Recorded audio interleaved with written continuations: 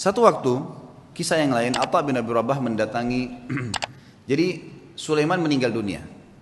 Khalifah tadi meninggal dunia, sudah lewat waktunya dia meninggal dunia. Datang adiknya bernama Hisham.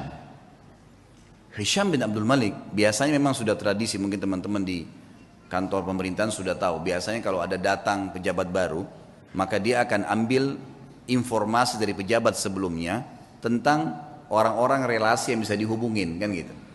Itu sudah biasa, turun temurun memang dari dulu gitu. Tapi mudah-mudahan relasinya ini orang-orang yang tepat. Yang jelas Hisham bin Abdul Malik sudah tahu kakaknya ini Sulaiman terkenal dengan kesolehannya, dengan kealimannya, dia telah menunjuk ya Atha menjadi mufti. Maka dia tidak mau ganggu tuh, dibiarin Atha jadi mufti, lanjutin fatwanya. Satu waktu Atha bin Abi Rabah datang ke istananya. Atha bin Abi Rabah ini teman-teman sekalian naik keledai, keledainya tua. Dan untuk naik ke keledai itu kan biasanya ada pijakan untuk injak ya, itu dari kayu biasa. Bajunya biasa, imamahnya juga sudah tua, besar gitu. Dia lagi jalan dari Mekah menuju ke Damaskus, ibu kota Syria. Perjalanan lumayan 1 bulan. Subhanallah, begitu mau sudah kelihatan istananya Khalifah Hisham bin Abdul Malik, ada satu ulama lain namanya Atha juga Al-Khurasani dari Persia. Terkenal juga ulama tabi'in, Atha Al-Khurasani. Jadi kalau disebut nama Atha dua ini, Atha bin Abi Rabah di Mekah, ini bekas budak yang jadi alim ulama. Ini Atha Al-Khurasani memang anak pejabat, tapi jadi alim ulama juga. Dia lagi di kereta kencananya, kalau kita sekarang mungkin mobil yang paling mewah gitu kan. Kalau kita kencana dulu, ada 2 orang yang di depan memegang kudanya dihias dengan beragam macam hal. Luar biasa lah, kita tahu ini pejabat gitu. Begitu Atha Al-Khurasani lihat dari jauh, Atha bin Abi Rabah dikenal nih. Dia suruh berhentiin kereta kencananya, ada anaknya yang ikut di situ, anaknya Atha Al-Khurasani lagi ikut.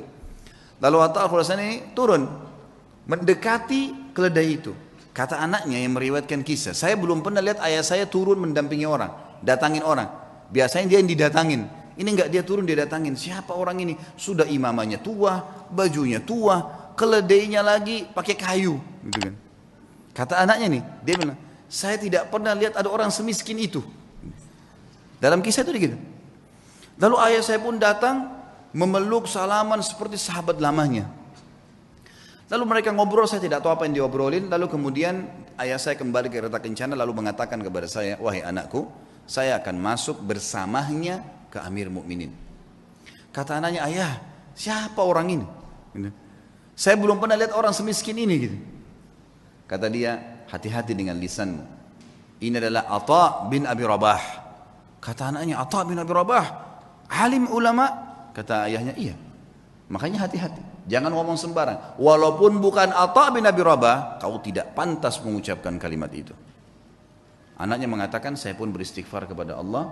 Lalu saya melihat ayah saya jalan kaki bersama dengan Atha bin Abi Rabah. Masuk.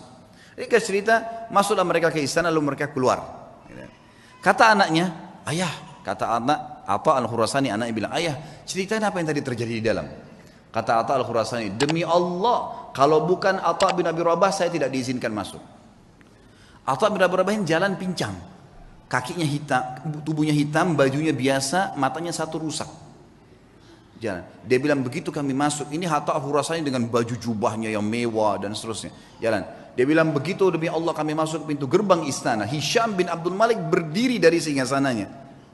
Raja berdiri, kemudian mendekati Atha bin Abi Rabah, dan orang-orang tidak tahu nih Atha bin Abi Rabah siapa. Pejabat-pejabat ini banyak yang tidak tahu, karena cuma dengar namanya. Lalu julukannya Atha bin Abi Rabah ini adalah Abu Muhammad, anaknya Muhammad. Hisham mengatakan, hahuna Aba Muhammad, kesini ayahnya Muhammad. Atha bin Abi Rabah setiap mau mampir ke sebuah kursi dia bilang, la hahuna Aba Muhammad, dirangkul terus tangannya. Kata Atha Al-Khurasani, begitu sudah dekat dengan singgasananya, lalu kemudian saya dipersilakan duduk. Atha Al-Khurasani dipersilakan duduk. Lalu Atha bin Abi Rabah demi Allah didudukkan di sebelah singgasana khalifah, sebelahnya pas. Dan belum pernah singgasana khalifah diduduki oleh orang lain termasuk anaknya khalifah. Enggak boleh duduki singgasana itu. Hisham mengajak Atha bin Abi Rabah yang luar biasa begitu kehidupannya tadi, kondisinya duduk di sebelahnya. Lalu kata Hisham, ya Aba Muhammad, ada hajat apa? Kata dia, ada hajat saya. Hajat yang pertama dia bilang, penduduk Mekah dan Madinah wahai Amir Mu'minin, tetangganya Allah dan tetangganya Rasulullah SAW. Karena di Mekah ada Ka'bah, Berarti orang yang tinggal di Mekah kan tetangganya Allah. Bahasa santunnya begitu.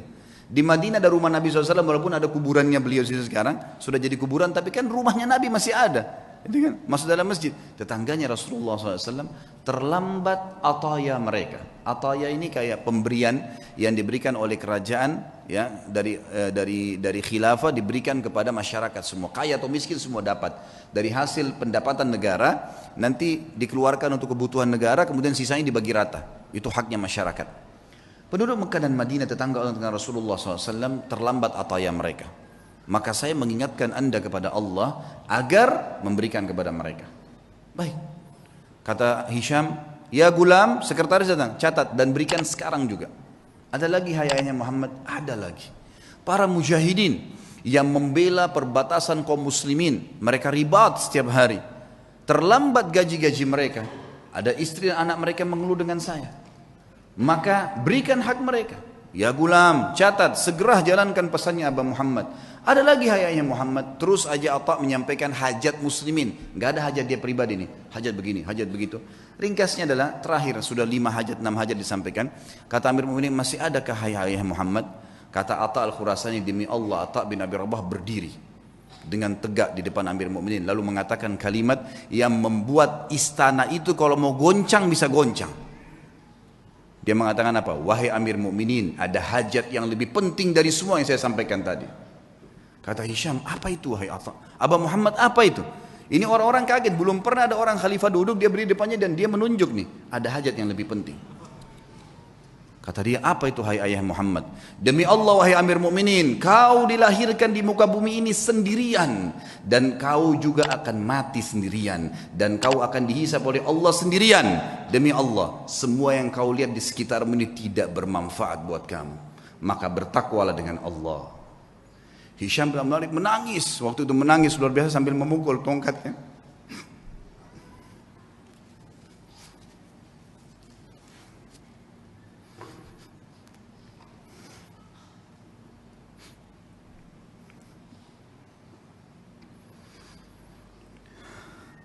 Nah, Hisham bin Abdul Malik akhirnya memukul tongkatnya sambil menangis, teman-teman sekalian. Lalu mengatakan jazakallahu khairan, semoga Allah balas anda dengan kebaikan. Gitu. Setelah itu kemudian kata Atha Al-Khurasani, kami pun keluar. Dan demi Allah Atha bin Abi Rabah tidak minum segelas air pun dari Amir Mu'minin. Tidak minum segelas air pun.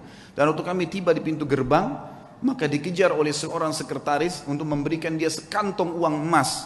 Maka Atha mengatakan demi Allah saya datang bukan untuk ini. Kemudian ditinggalkan. Lalu kemudian Atha bin Abi Rabah pulang teman-teman sekalian hanya untuk nasihat di khalifah untuk hajat muslimin. Dan tidak ada hajat dia sama sekali. Kata Atha Al-Khurasani sebagai penutup kisah. Demi Allah kalau Atha bin Abi Rabah menyebutkan semua hajatnya maka akan dipenuhi oleh Amir.